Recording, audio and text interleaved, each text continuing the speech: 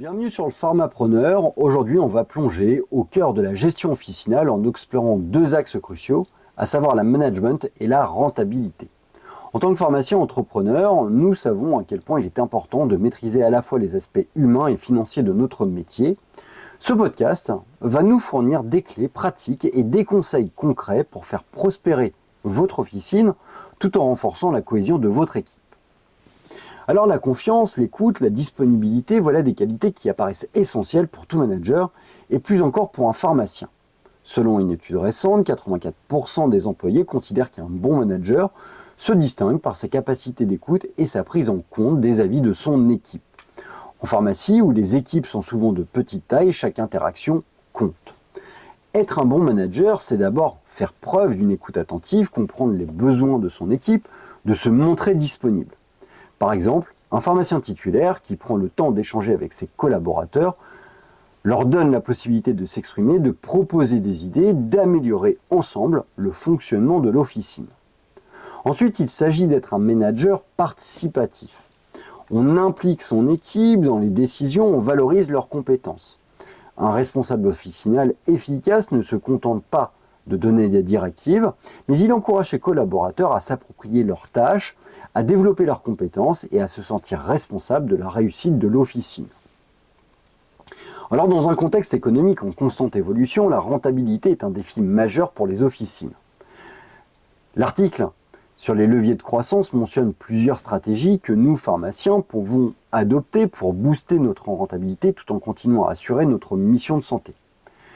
La première stratégie consiste à diversifier nos missions. En plus de la délivrance de médicaments, les pharmacies peuvent désormais proposer des services comme la vaccination, la téléconsultation ou encore le dépistage de certaines pathologies.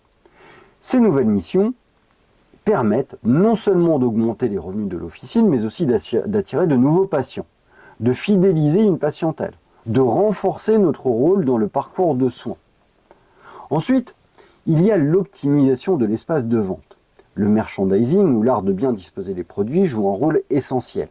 En mettant en avant certains produits ou promotions, on peut stimuler l'achat spontané et augmenter donc le panier moyen des patients. Bien aménager sa pharmacie est donc aussi un levier pour booster sa rentabilité. Pour concrétiser ces stratégies, il faut des outils et des méthodes. Une astuce simple mais efficace, c'est d'analyser régulièrement ces indicateurs de performance, suivre le chiffre d'affaires par catégorie de produits, le nombre de clients par jour, le panier moyen ou encore le taux de retour des clients permet de mieux comprendre ce qui fonctionne et d'identifier les axes d'amélioration. Autre conseil pratique, pensez à favoriser la formation de votre équipe. Un collaborateur bien formé est plus à l'aise pour conseiller des clients et proposer des produits de façon adaptée. L'investissement dans la formation, qu'elle soit interne ou externe, se traduit souvent par une amélioration de la satisfaction client et de la rentabilité. Enfin, n'hésitez pas à explorer les nouveaux canaux de communication avec les patients, notamment les réseaux sociaux ou les outils numériques. La digitalisation est un outil pour informer, pour fidéliser et attirer une patientèle plus jeune et plus connectée. Pour résumer, la gestion d'une officine est un savant équilibre entre une bonne gestion d'équipe et une optimisation de la rentabilité.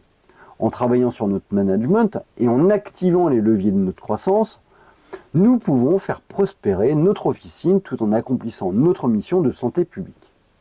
Je vous laisse réfléchir sur cet épisode et sur les différentes clés qui vous ont été proposées. Si vous avez des solutions, si vous avez des questions, n'hésitez pas à me les laisser en commentaire.